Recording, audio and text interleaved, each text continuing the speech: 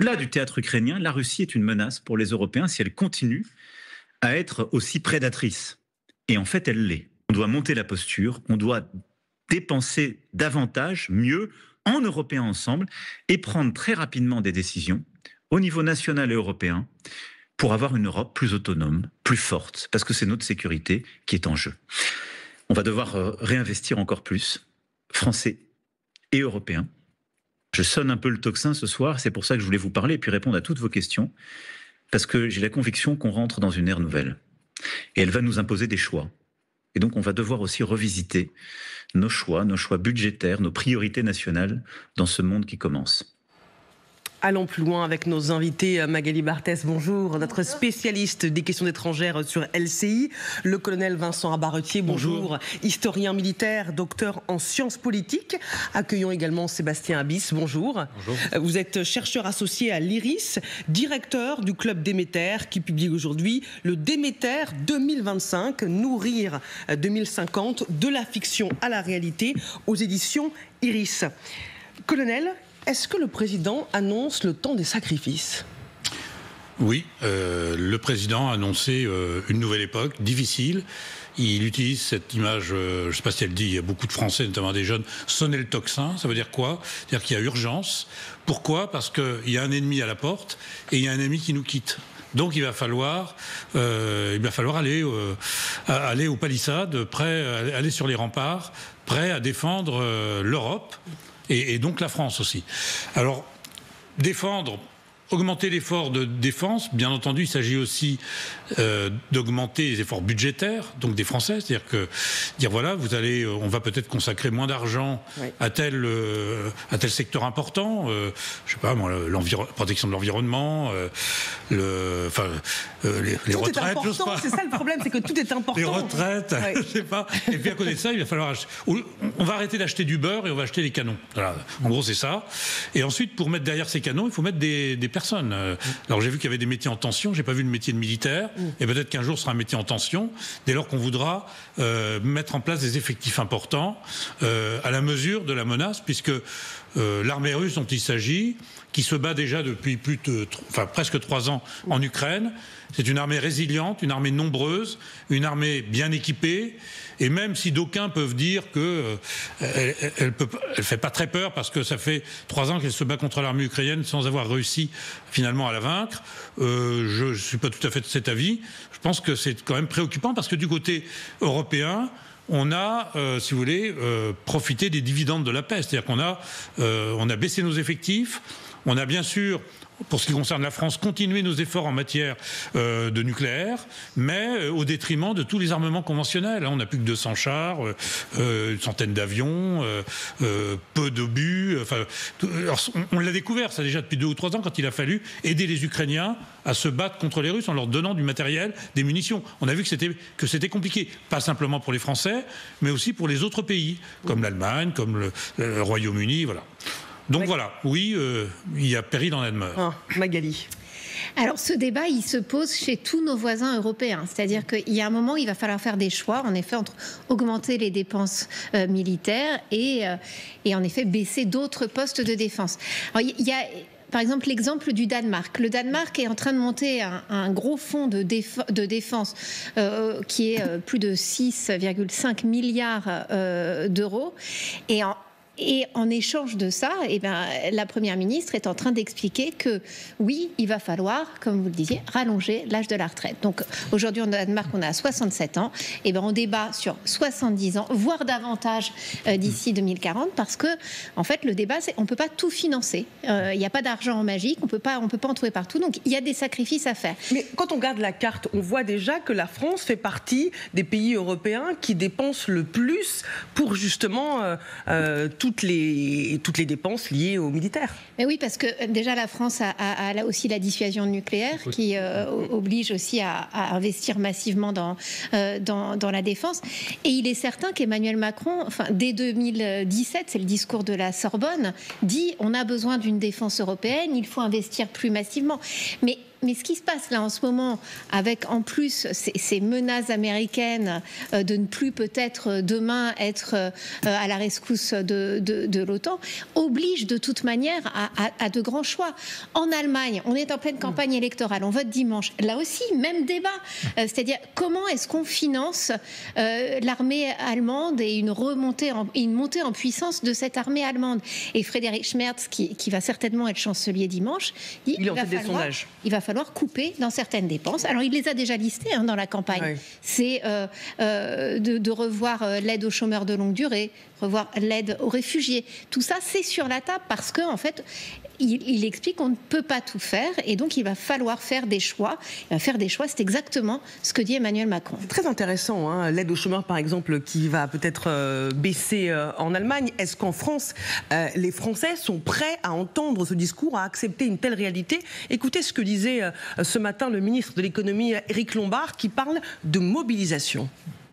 Il me semble que la solution est plutôt à chercher devant une mobilisation qui devra s'accentuer. Il faudra sans doute travailler plus et c'est ça qui va faire l'objet d'un débat national. Il faut que les Françaises et les Français participent à la décision parce qu'on doit rechercher un consensus.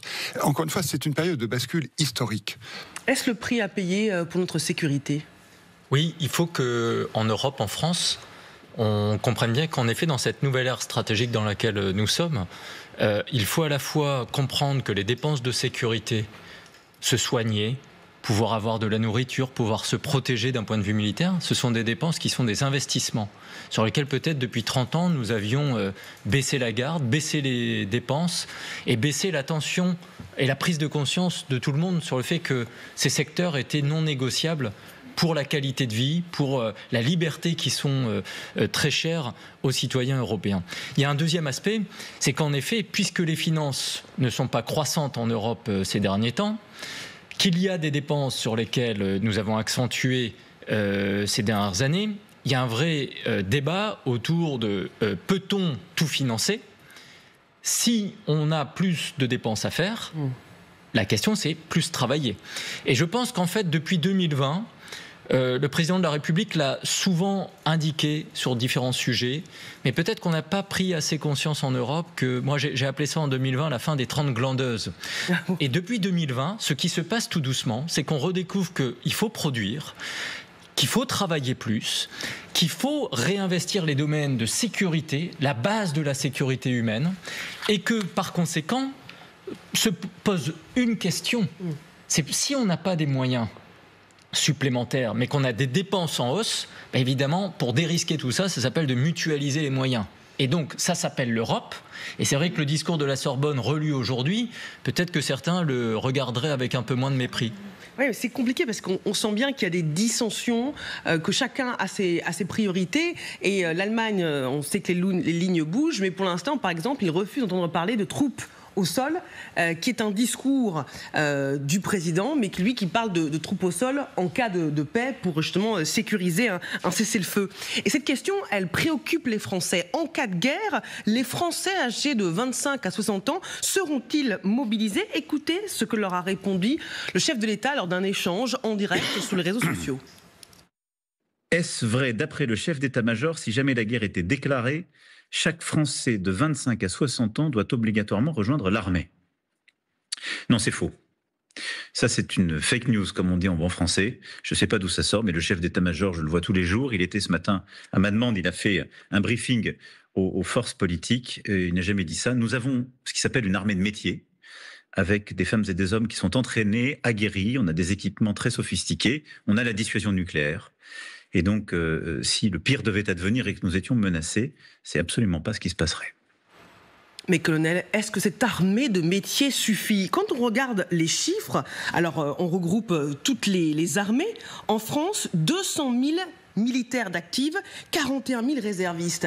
Ça, c'est sur le papier. Mais sur le terrain, quel nombre d'hommes peut-on mobiliser? C'est très peu, 200 000 pour l'ensemble des armées de terre, de l'air et de la marine.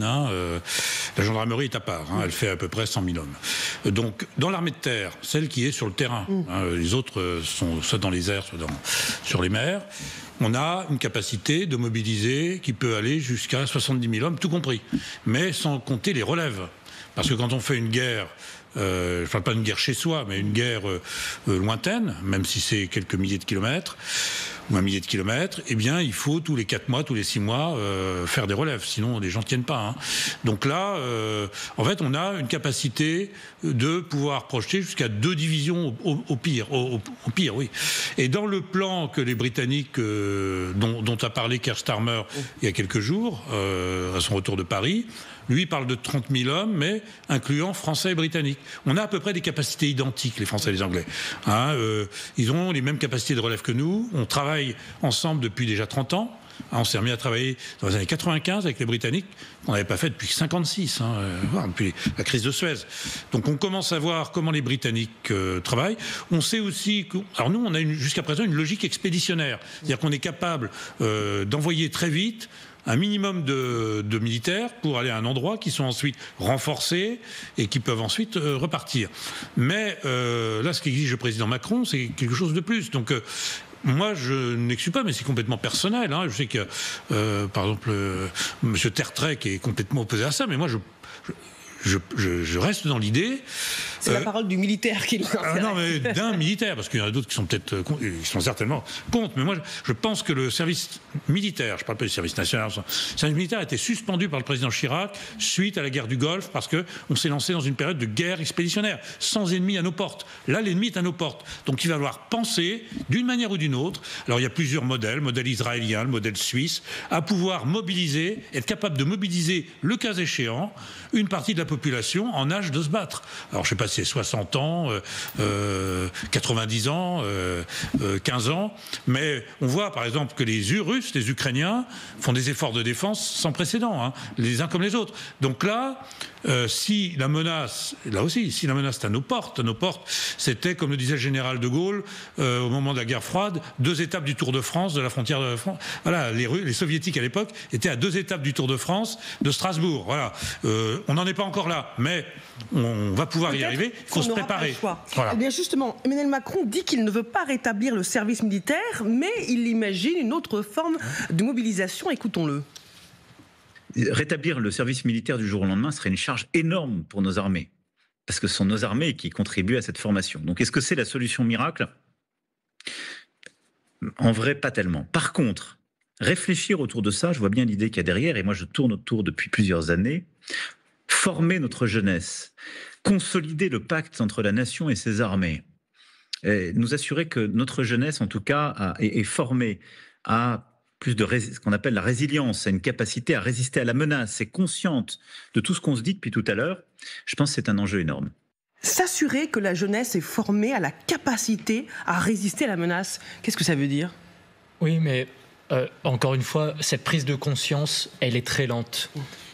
Donc d'abord, il y a la question de la recevabilité du discours nouvelle séquence dans laquelle on est, travailler plus et comprendre qu'il va falloir faire des choix budgétaires et peut-être être moins préoccupé des loisirs et de temps libre. Déjà, il y a un gros travail sur les mentalités. 2, dire aujourd'hui à des jeunes Français ou à des adultes français qu'il va falloir aller se battre en Ukraine ou se mobiliser en Ukraine. Moi, je suis enseignant, je donne des cours de géopolitique. Je vois pas beaucoup de jeunes de 20-25 ans très mobilisés aujourd'hui, ne serait-ce que même sur l'Europe.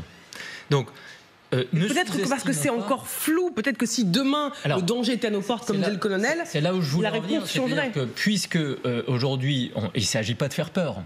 Il s'agit pas de faire peur.